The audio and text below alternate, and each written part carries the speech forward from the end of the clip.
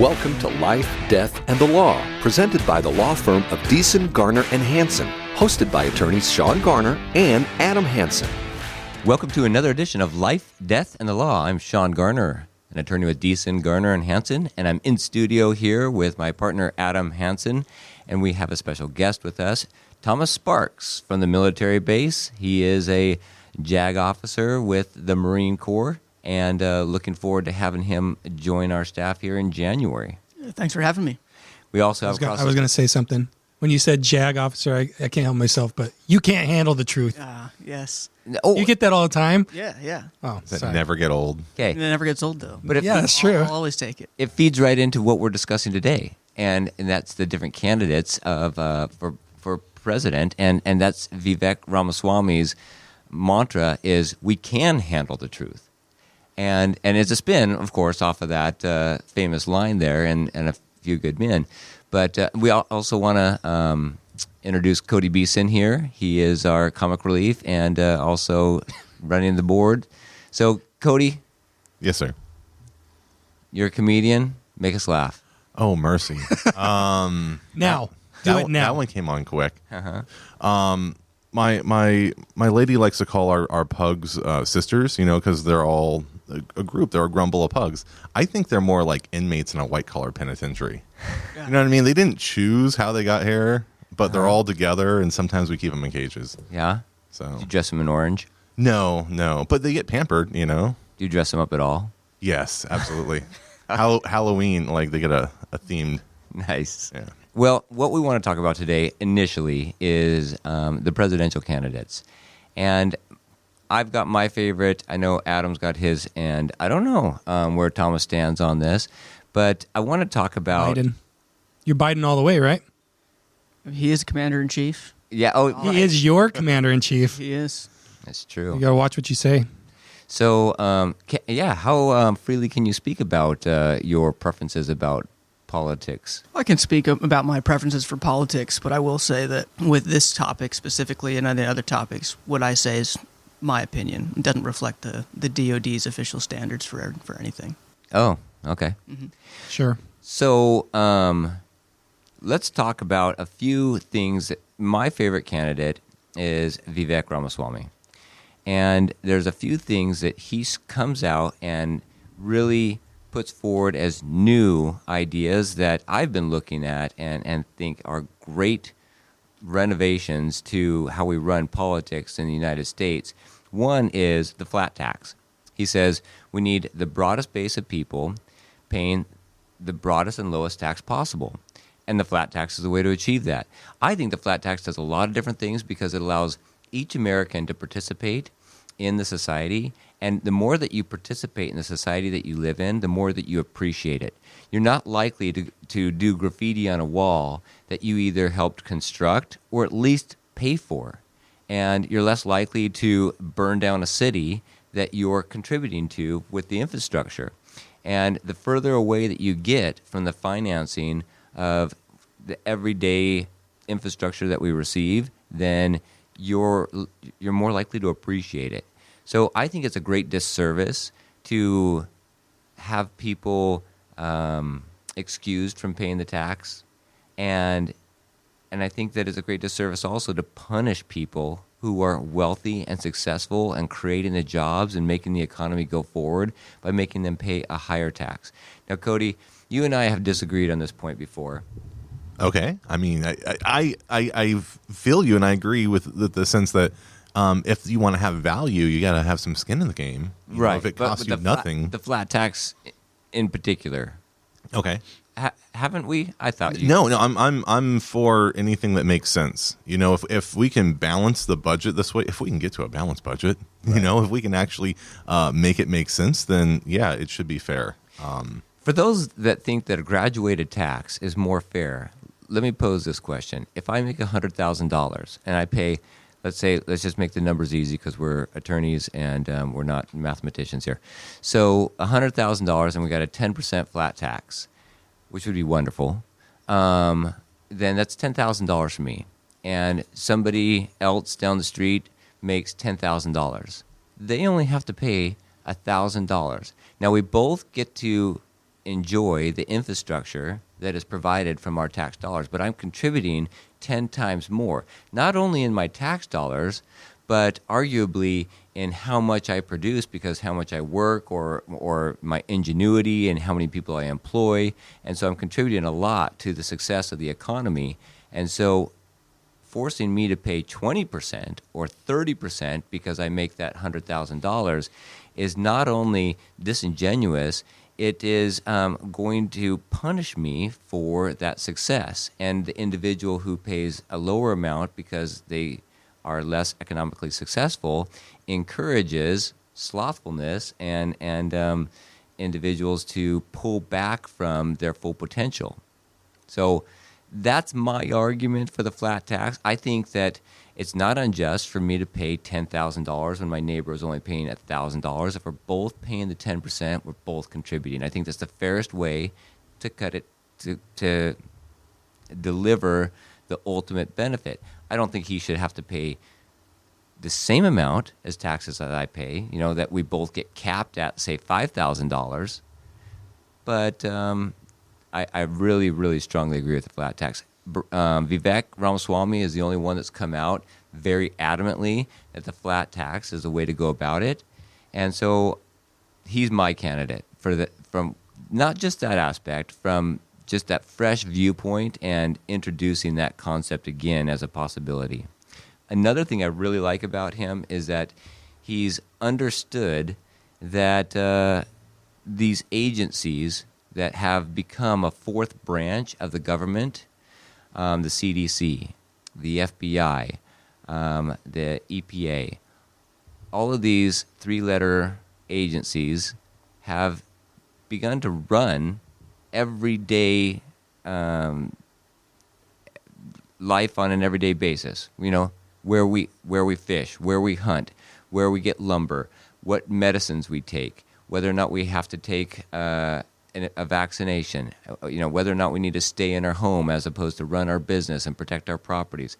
All of these agencies determine that, whether or not they're going to storm our house, right, and accuse us of having guns. What information you can have and you can retweet. Right. They've kept that from happening. The CDC in particular, FBI as well, Yeah. But based on CDC information that we both know, or all of us know, is very much filtered through their lens of what they want to accomplish in their narrative. I guess my question before I go on to his other seemingly radical proposals, but that I really like, I want your feedback. What do you think? Flat tax, good or bad? Good. Possible? Yes. How amazing would that be to know that we've got a number at the end of the year of how much we have to pay? That would solve so many problems. There was recently a study that there was over 40 accountants that did a relatively mundane tax return, and there are 40 different outcomes. That's ridiculous. That means we're all just guessing at it. And if we guess a little too generous for ourselves, then we could get thrown in jail. We could certainly have our bank accounts seized by the IRS and a lien put on our house and our business. And if we guess too generous and we feel like we're being robbed. I mean, I think we feel like we're being robbed anyway. But so that's one real big aspect of it. What about the administrative agencies? What about getting rid of the FBI and just going over to so he's not saying get rid of the FBI and so now we don't have a federal arm for enforcing the law. He's saying we have federal marshals and the FBI is repetitive and it's corrupt. So why don't we just go back to the federal marshals and get rid of the redundancy there? I agree with that. So I think the more administrative agencies we can eliminate or reduce, I think is better for all of us as a populace. And I think if you think about what the FBI or the CIA is going to do for us, it's all about protection of our interests here in the United States. Doesn't that already fall under the purview of the military? Doesn't the military already protect us here at home and abroad? So why do we need these National Guard type thing? Additional agencies to do even more? All they're doing is really just doing it subvertly, right? They're tapping our phones. They're looking at our personal information on our cell phones. They're flying drones over our houses. They're storming our houses on tips that may or may not be warranted to get our guns. So why would you have an agency that does that doesn't have any elected officials being held accountable? We'd have to elect a president to really do a sweeping change to those agencies, and then they appoint their directors of those agencies, which you could argue, well, that's the point of our democratic republic, is that you go to the polls and you elect a president that you agree with most of his or her stuff, and they're going to implement these directors that hopefully will do a good job in these agencies. But really, once you've appointed those directors and they're confirmed by the House and the Senate, you really have no control. They can do what they want. A good example of that would be Mayorkas in the Customs and Border Patrol agency. There are federal laws to prevent illegal immigration in our country, and when you have a Mayorkas at the helm that says, "Well, I don't agree with those federal laws," it's not so much that he doesn't want to enforce them; he just doesn't agree with them, so he doesn't enforce them. That's not technically allowed under our Constitution. The executive branch has the duty of implementing the laws of the land. If you don't like those laws, there's a legislative way to go around that, to change the law. But it's not just you don't enforce the law. The executive branch enforces the law. When you don't do that, then you're subject to removal, right? You're subject to impeachment. So Mayorkas could be impeached and removed. The president could be impeached and removed. Is anybody going to have the gumption to do that? I doubt it. Not in political Washington. So we don't have, I don't feel, a voice when it comes to administrative agencies. I think you're exactly right. Tom, what do you think about agencies in your life and your opinion of them, good or bad? I think agencies can be a good tool if used properly. You know, when we think about just how a business is set up, for example, some of the most successful businesses in the world are based on delegation. So obviously the president can't be everywhere all the time, and Congress can't either. So you have these agencies that are delegated with trust that they'll actually do what they're supposed to be doing. But anytime an agency, in my opinion, whatever it would be, whatever three-letter word or agency name you want to go with, operates outside the bounds that they're supposed to, if they go rogue and do their own thing and commit crimes, if that be the case, then all of the time that is wrong. And if it can be salvaged where we have a change in leadership, if that needs to happen, that can work. Or I think Vivek has also said, I think his comment to the FBI specifically was, it's too far gone, so we would need to just do away with it and create another, either use the U.S. Marshals or use a different agency that has a brand new culture, because at that point it's just too far gone. So whatever you need to do, but that would be my take, is anytime that you've got agencies acting rogue and committing crimes, they need to go. We've talked a lot about the Vivek proposals this segment. We've got to go to break. When we come back, we're going to talk about two other candidates that are in the running. That is Trump and DeSantis, and we're going to talk about their differences and our opinions there as well. So we'll be right back after this. Coming up, more thought-provoking conversations on life, death, and the law right after this.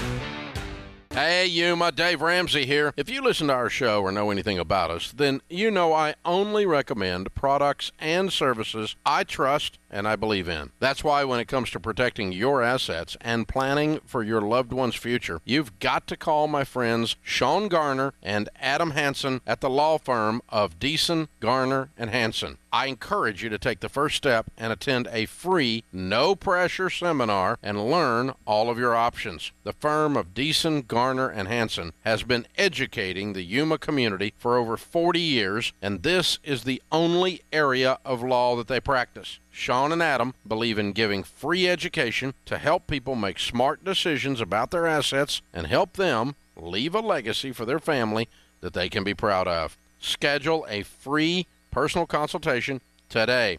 Call 783-4575 or visit yumaestateplanning.com. You're listening to Life, Death, and the Law, presented by Beeson, Garner, and Hansen, the law firm that has been voted Yuma's best 6 years in a row. Welcome back. Before the break, we talked a lot about Vivek Ramaswamy and some of the some would say are radical ideas in his running for president of the United States this upcoming election cycle. And we just talked about a couple ideas. Shawn brought up the flat tax idea. That's been floated around many election cycles in the past. And a lot of times people laugh at that. We talked about why that might be a good thing. I agree with Shawn. I think it's a good, simple way of doing things. And we also talked about the administrative state and agencies that are running our lives. Did I say running or ruining? Either one. Yeah. But what we're going to do is we're going to shift gears and we're going to talk about two other candidates that are in the running against President Joe Biden in this next election cycle, and that would be the one and only Mr. Donald Trump, love him or hate him, and then we've got DeSantis throwing his hat in the ring. So Governor DeSantis of Florida. And so, Shawn, you have your own opinions of both of these gentlemen, and we'll get into that in just a second. Tom, you do too. But before we get there, Cody's going to throw up a recent interview between Dave Rubin and who was the other guy? Charlie Kirk. And one is on board with Trump and one is on board with DeSantis. And so they're kind of going back and forth. So listen to their ideas and see what you think. I don't know one thing that Ron DeSantis has not done that we would have wanted him to do. Florida is safe. Its economy is absolutely booming. We fund the police here. We're getting ESG out of our institutions. We've done that, which that's actually perhaps the biggest issue that people don't talk about that often because it's kind of in the weeds on how corporations are putting wokeness on all of us. I know you talk about it, but the average person doesn't, and they certainly don't in corporate America. He has fought Disney. He has fought the endless racialization of our children by getting rid of this AP African American Studies course that was in essence going to teach gender theory. We've gotten some of these books that are sexualizing our children out of schools. He has done literally everything that anyone right-leaning could believe in or could possibly want to happen. I would say he's done one or two things that are a little bit more right-leaning than I would want. Oh, they're perfect for me, Dave. I got to say, I love that stuff. No, absolutely. But I would ask you, what is there anything that Ron DeSantis, you're at least a part-time. No, he's America's greatest governor. I've said that. And by the way, I've said that repeatedly. Okay, so it was good to hear. First off, I want to credit Charlie. Charlie brought me on his show to let me say what I believed, and obviously I went ahead and did it. Charlie said right there that DeSantis has been America's greatest governor. He later went on to say that I think his exact quote was 100% when I asked him if DeSantis was the best governor when it came to COVID. And then we got into a little bit of my criticisms around Trump. I thought you might find this one interesting. But here's what I would like to see out of DeSantis. We could talk after the break, Dave. You know, when we go to a college campus, you say, hey, if you disagree, go to the front of the line. I want to see somebody get in the arena and say, hey, I'm willing to throw out the script. I'm willing to just take any question. I'm willing to kind of just fight. It's more kind of total and attitudinal. Dave, your reaction, 20 seconds. We'll pick it up after the break. Sure. So look, if in essence, and we'll pick it up after the break, if in essence your point is, I agree with virtually all of the policies and nobody has accomplished more than this guy and done everything I want to do, but there's a little bit of a marketing issue here. All right, I'll go with you on that, and I think that can be dealt with. The base is very smart, and they're constantly looking in a way of who's going to betray me next. This is the advice I gave to DeSantis privately and publicly. And right now, the Rubicon has been crossed where they think DeSantis is going to betray. I'm not even saying that's fair, but I'm not saying it's fair. Charlie, it's honest. I mean, Trump has done far more to betray the truth and in a certain way, the respect of the base every time he lies about DeSantis, right? So when he lies about COVID in Florida, who was the best governor for COVID in Florida? COVID in the country? DeSantis, 100%. But who has done more work and more praise for Paul Ryan? Is it Ron DeSantis or Donald Trump? For Paul Ryan? I can't speak either way. But at the same time, we could talk about after the break. I can't speak either way. I mean, I can show you plenty of videos of Trump talking about how much he loves Paul Ryan. Dave, I will agree with you that in terms of some of the strategy of the rollout, they probably should have been more aggressive. I do see that changing. Look, DeSantis just went on Russell Brand last week. He just went on CNN for the first time last week. I think he's doing Megyn Kelly this week, if I'm not mistaken, and she's been very, very critical of him. Russell's a lefty. I mean, he certainly is, no one that you would call a traditional conservative by any stretch. I would love to see him go on The View, sit directly with those women and call out their endless lies about Florida. Anna Navarro, who lives in Miami, who rails against Florida every day. He should sit right next to her and call her out. So if your question is really, do you want to take some of the anger that the base has because of the way Trump being treated, and he's being treated horribly, and I completely agree with that. It's righteous. I agree. There's probably some way to do that, but I would also say to some extent, if you just want to view this, if you just want to view this in the political lens, maybe this is why Trump should stop lying about DeSantis every which way, and you know he is. My take from that, Ron DeSantis, I look at his track record in Florida, and it's amazing. I consider from time to time moving to Florida. If I didn't love where I live so much, that's where I would consider living. Texas, South Dakota, Florida, those are right on the top of my list. Idaho, of course, because anybody that wants to escape the government goes to northern Idaho, right? So, but Ron DeSantis is one of those guys that he's stood up against all odds and been successful for what traditionally we see as Americans to be our rights. He's stood up against the crackdowns that came through the COVID implementations of the restrictions from moving out of your house or getting out of your house and going and running your business, and the mask mandates and the vaccine mandates. In fact, he instituted laws or signed laws and supported them that strictly forbid the vaccine mandates. And those were positions that were not known what the outcome was going to be, that could have destroyed his political career. That's the type of person that makes judgments based on his principles and says, if that's not what the population wants, then they can vote me out of office, and does it anyways, despite the politics of it, that I want running the country. We haven't seen that for a long time. We have people that watch the polls. We have people that watch what the temperature of the general populace is, and that is not what we have as far as a government. We have a constitutional republic.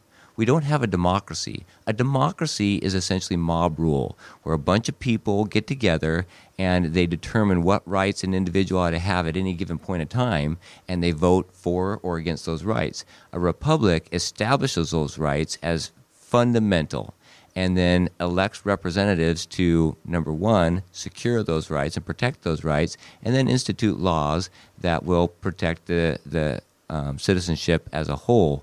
That's what Ron DeSantis has done. So I think he's been a fantastic governor. Of course, I like Vivek Ramaswamy because of his talking points, and he's wonderful in what his viewpoints are. But Ron DeSantis has a track record to back him up, and that's a hard thing to argue against. I agree. And so what I hear these two individuals really arguing about is, well, DeSantis is so great because we can see his track record. Well, he runs Florida. Donald Trump ran the United States of America, and he has a track record as well. And I think those that agree with DeSantis's policies and the way that he's been running Florida would also agree with the policies of the Trump administration.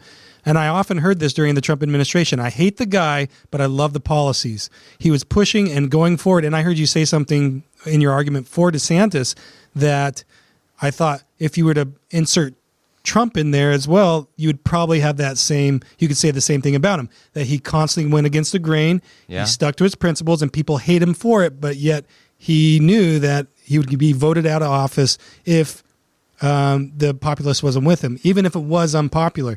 You said that for DeSantis, you could say that for Trump. So you have it on the macro scale on the United States president.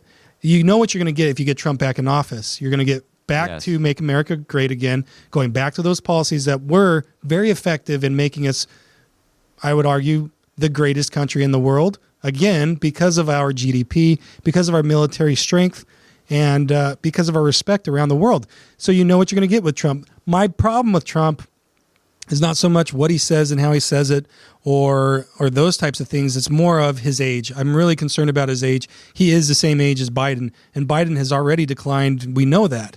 And maybe Trump doesn't show it as much, but still, I mean, he's in his 80s, and if he gets elected, that's another 4 years. It just doesn't bode well for an individual in that realm. I'm not saying that he can't do it, but come on. I mean, we need some fresh blood in there. That's why I would be more apt to vote for DeSantis or Vivek. Vivek, in my opinion, runs circles around them intellectually. As you watch him debate with MSNBC, with CNN, with Fox News. He is a great orator.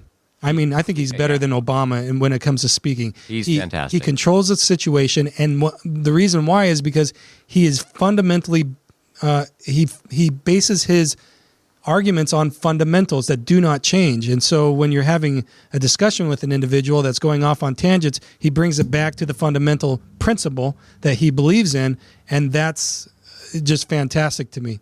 Whereas you got a DeSantis, you got a Trump, and they say a lot of fun, fluffy stuff, but not a lot of substance. And I believe that Vivek shows more substance. Sure. I think DeSantis says a lot more substance than Trump. Trump, yeah, I think it goes in degrees. At congratulating himself for how amazing of a person he is, and any issue that comes up, he will bring it back to how amazing of a person he is on whatever he applied himself to, whether it be the border, whether it be crime, whether it be drugs, all of that, the economy, and he. Rather than giving credit to anybody or anything else, he just absorbs it and then exudes it back. And I have an issue with that. The other issue that I have with Trump, and I want to give can I respond to that though? What I hear you to say is he's a promoter. He promotes himself. He knows what he's doing. He's not dumb, and I think it's a psychological move. I don't know if he actually really believes it. I think he gets in the habit of doing this, of promoting. He is promoting himself constantly. That's all he does. He's a self-promoter. Yeah, I disagree. I think he 100% believes it, and that's the problem. I think that he is God's gift to the earth, and whatever decision he makes must be correct. And I think that people that are truly grounded understand that they're flawed, and they will apologize when they make mistakes, and we all do. And I never see Trump making apologies. I think in his mind, I don't think he really believes that. I think he's a self-promoter, and he thinks that it's a greater, I need to play the part, and I'm going to psychologically tell everybody that I'm the best, I did the greatest, and all this stuff constantly, so that it gets embedded into their minds and subconsciously. I think this is what he really believes. That's what a promoter does. It's constant message, constant message. I don't know if he really believes it. I've seen him in other circumstances where he does give thanks to other people around him for doing certain things, in closed doors. Have you ever seen him apologize? No. Right. Thomas. Have you ever apologized? Yes.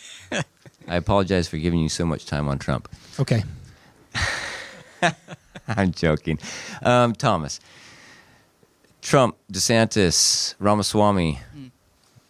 Okay, here's my fundamental issue with Trump that I want to propose to you to see if that is a big enough issue for us to consider another candidate. Now, if we could get the policies back and we could get the economy and the nation run just like he did before, because I think Adam makes a great point. He has a track record of doing it. And if we could just implement that again because we know what we're getting, then fine. But here's the big but.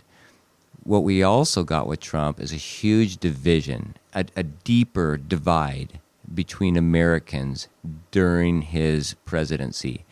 And I truly believe that most Americans share most things in common. If we were to line up 10 things that we attribute to our happiness every day, and you take a Democrat, you take a Republican, you take an independent, 9 of those things are going to match up. But we focus on the one that doesn't out of those 10, and I think Trump really has the ability to push that button on the difference. And so he continues to divide. I think that The Sound of Freedom, that movie that came out for rescuing children from human trafficking, the reason that the mainstream media went against it was because Trump had his fingerprint on it in the fact that Tim Ballard met with Trump when he was a president about helping to secure the borders and shut down this human trafficking. And anything that's got Trump's fingerprint on it, one half of the country is going to oppose, regardless of the merit of it. And there couldn't be anything more sympathetic and easier to get behind than stopping the human trafficking of children. Yet they've shown, the mainstream media and the left has shown that that's how strongly they oppose this individual, that they will oppose anything, regardless of how good it is, if it's got his fingerprint on it. Is that something we can overcome in electing somebody like, well, Trump in particular? It's not somebody like Trump. There is no anybody like Trump in particular. Sure. I think I think it's possible, but I think it happens a little bit on Donald Trump's end too, if he would maybe walk back the rhetoric slightly. And I think I agree with Adam. I think he knows what he's doing. I think he enjoys maybe poking people when he knows he's got them on the back foot. And if maybe he could have a little more discipline and take his foot off the gas maybe at an earlier time, I think the nation survives. What I do like about him, more than I think even his policies, was the ability for him to not be bought. And I think that's what frustrates people. And that's, when you're dealing with, agencies that are going rogue, for example, the ability to say, I don't need you, I am a self-made, billionaire, I can't be bought, I don't need your lobby money, I can structure things how I want, that's pretty powerful. But to Adam's point as well, like DeSantis is younger, got to give him a shout out, Navy JAG, ooh yeah, for him. And he's got the right policies. The question would be, does he implement them when he's got opposition in the House and in Congress? Because I think that's a little unfair comparison. Well, and in Florida, I think Florida is a great microcosm, and I think it's a good testing ground for what happens in politics around the country, and we've seen that in the past. It was a deciding vote or state for determining the Bush and Gore, Al Gore. And he has shown that by implementing good policies, not only can he increase his support, but the state in general will go forward. He went out and cleaned house in the state of Florida. And if you haven't read his book, The Courage to Be Free, please do. We got to take a break here. This is Life, Death, and the Law. Coming up, more thought-provoking conversations on life, death, and the law right after this. Hey, Yuma, Dave Ramsey here. If you listen to our show or know anything about us, then you know I only recommend products and services I trust and I believe in. That's why when it comes to protecting your assets and planning for your loved one's future, you've got to call my friends Shawn Garner and Adam Hansen at the law firm of Beeson, Garner, and Hansen. I encourage you to take the first step and attend a free, no-pressure seminar and learn all of your options. The firm of Beeson, Garner, and Hansen has been educating the Yuma community for over 40 years, and this is the only area of law that they practice. Shawn and Adam believe in giving free education to help people make smart decisions about their assets and help them leave a legacy for their family that they can be proud of. Schedule a free personal consultation today. Call 783-4575 or visit yumaestateplanning.com. You're listening to Life, Death, and the Law, presented by Beeson, Garner, and Hansen, the law firm that has been voted Yuma's best 6 years in a row. Welcome back to Life, Death, and Law. I'm attorney Adam Hansen, and I'm in the studio today with Shawn, my partner in crime here at the law firm, and then we've got our really good friend, Tom Sparks. He's a Navy JAG. Marine Corps. Hoorah. Which is a branch of the Navy. Excuse me. Can I say that on air? Yes, you can. Okay. We're the Department of the Navy, albeit the men's department. This is what's commonly. That's awesome. But Tom is awesome, and he's a super smart guy, really good friend of ours, and he has some really good insights, so we like to invite him from time to time. It's probably better to just listen to him because he's way better than we are. However, Shawn was talking about DeSantis and the cleanup that he did to Florida, and I enjoy watching Governor DeSantis do what he's doing in Florida. What I didn't enjoy, this is one thing that really irked me, was the whole Disney thing. Not because of what the policy was behind all this, of what DeSantis did, but when he really came at Disney World, and these things that they'd had grandfathered in for many years. I know a lot of the right-leaning media like heralded this, and they were all on board with that. To me, I thought, I agree with it, but I don't agree with how you're doing it, in the sense of it looks punitive to me, the way that you're coming after a corporation. And I never want to see a government go after a corporation in that manner.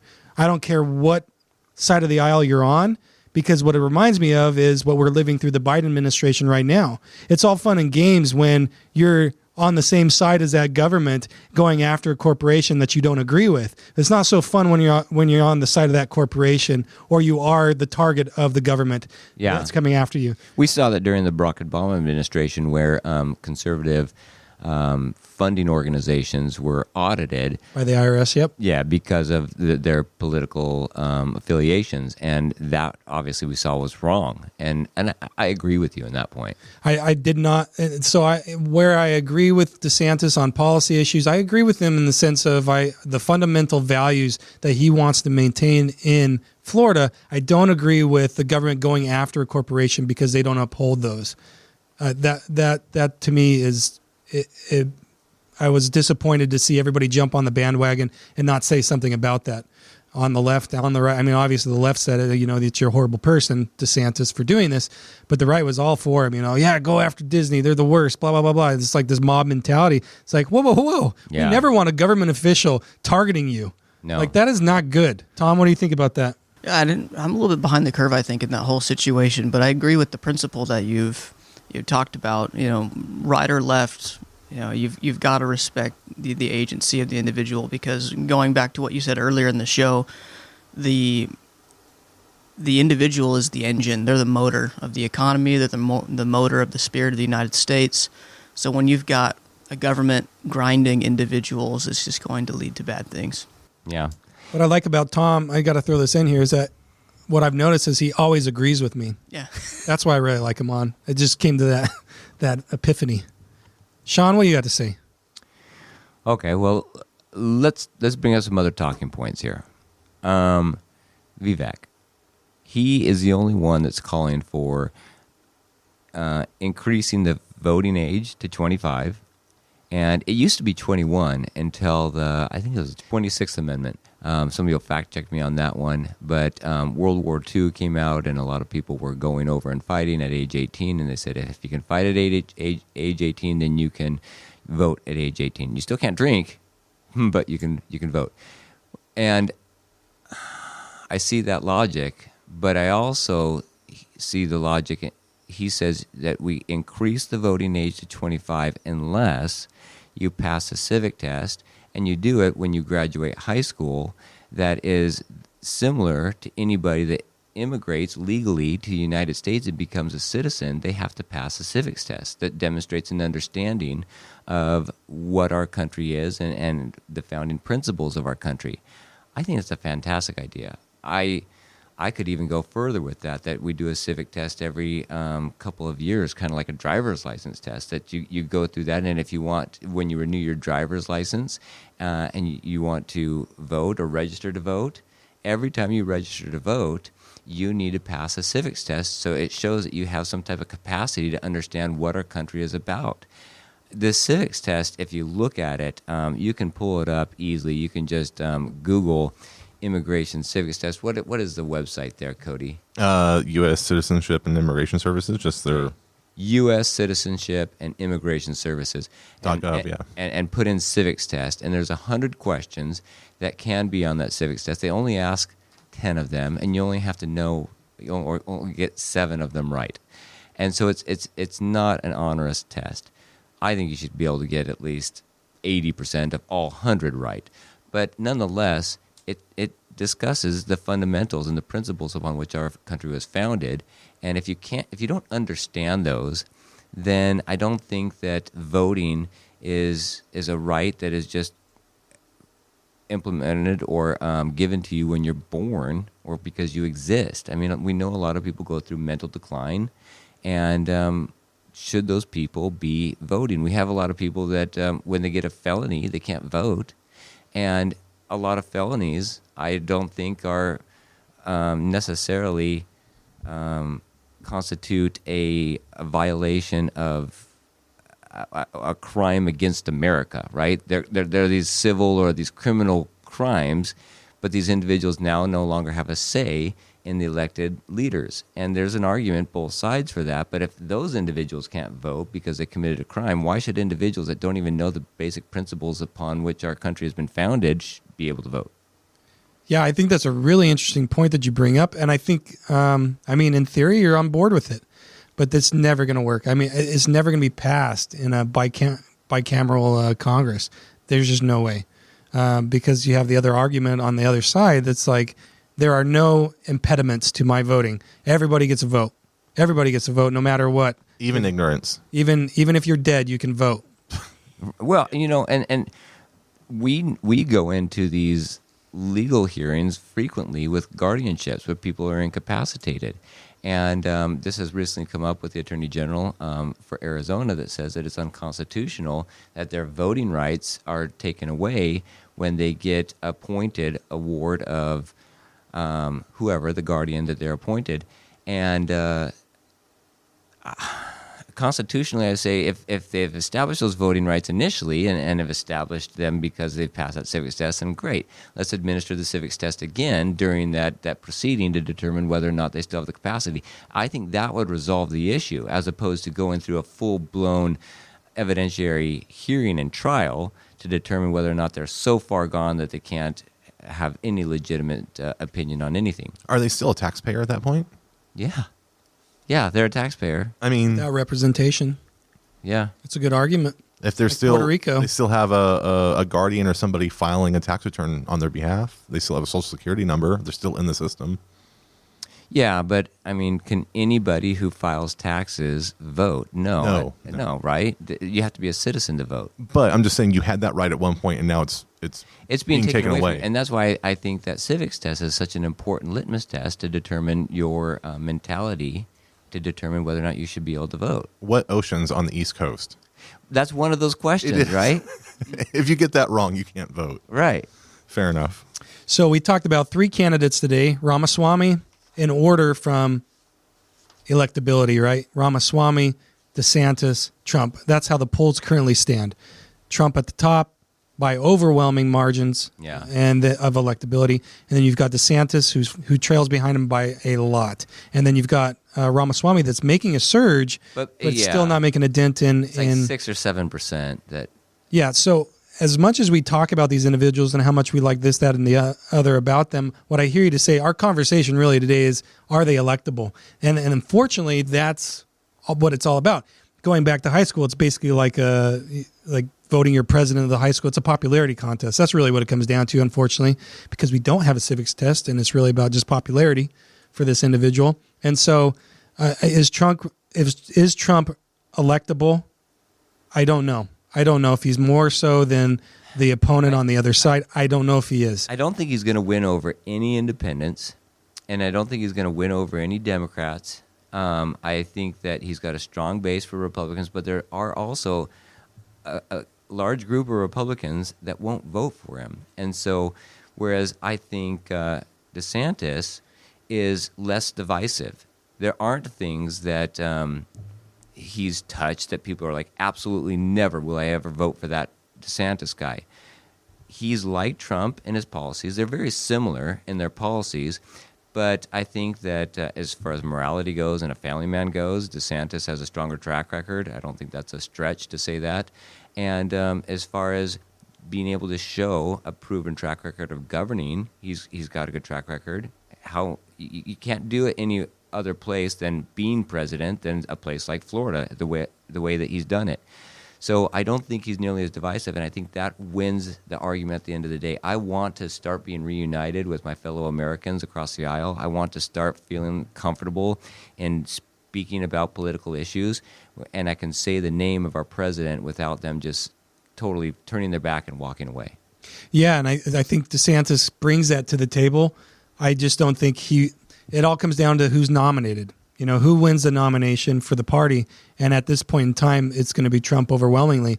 And so it doesn't look very good in a national election for, the Republican Party, let's say, to put forth their candidate against a Democratic opponent like Biden or RFK Jr. But I think the best candidate personally is Ramaswamy. I think he is the best candidate to run the United States of America at this moment in time. In theory. Mm-hmm. In theory, but he's not electable, unfortunately. I mean, I want to say that he is. Why isn't he electable? For two reasons, and they're both reasons that supposedly the Biden administration is supposed to be fixing, and that is race and religion. Number one, he is an Indian American, and say what you want about the racial divide and persecution to the black community or the white community, but that community, the Indian American community, Chinese American community, Oriental, they are the most persecuted, I would argue, in the United States of America. When getting into colleges, when being treated fairly, they are not. And nobody talks about them. And he's in that class, number one, his race, unfortunately. And I think that will make him unelectable. Number two, his religion. He is not a Christian. In the United States, I think it's overwhelmingly Christian denominations. I think it's 77% or something like that. Especially for Republicans. Republicans like a good, solid Christian base. Yeah, and so it's not 77. I just pulled it up. It's according to a Pew Research poll, the makeup of the United States religiosity is going to be Christians at 70.6%. Okay, and that includes all sorts of different faiths in that. You got the Mormon faith, Catholics, evangelical Protestants, which is one of the largest. Catholics and evangelicals are the biggest Christian faiths in the United States. Non-Christian faiths like Vivek, he's a Buddhist, I think is what, Shawn, you were telling me. I haven't looked into this. But he believes in Christian principles. Buddhism. He's Hindu. Oh, he's Hindu. So that comes in at 0.7% of the United States population. I don't think an evangelical is going to vote for anybody else that is not a Christian. Well, and we get back to the Constitution, and I think we really need to press on the Constitution on this, that there shall be no religious test for running for political office. And that's very specifically stated in the Constitution. And I know that people don't understand or don't apply the Constitution as they should, but all the points that he's stating are constitutional and make sense. And the fact that he's not black or white, right? He's an outsider from both political standpoints and the racial discrimination points, I think makes him the best candidate overall for all of us. Absolutely. I totally agree with that. I'm not saying it's right, but you asked the question, is he electable? I don't think he is. I think he is the best because of all the reasons we've stated, but I don't think he's going to be elected. Yeah. Because of these two big reasons, and nobody wants to talk about it or say it out loud. It's not that I believe it. I don't believe that should be the case, but that is the reality, especially when you've got these big voting sections of a Florida or of a South. We'll talk to you next week. This is Life, Death, and the Law. If you have questions or want to know more about something that was discussed today, please call the law firm of Beeson, Garner, and Hansen at 928-783-4575 or visit yumaestateplanning.com.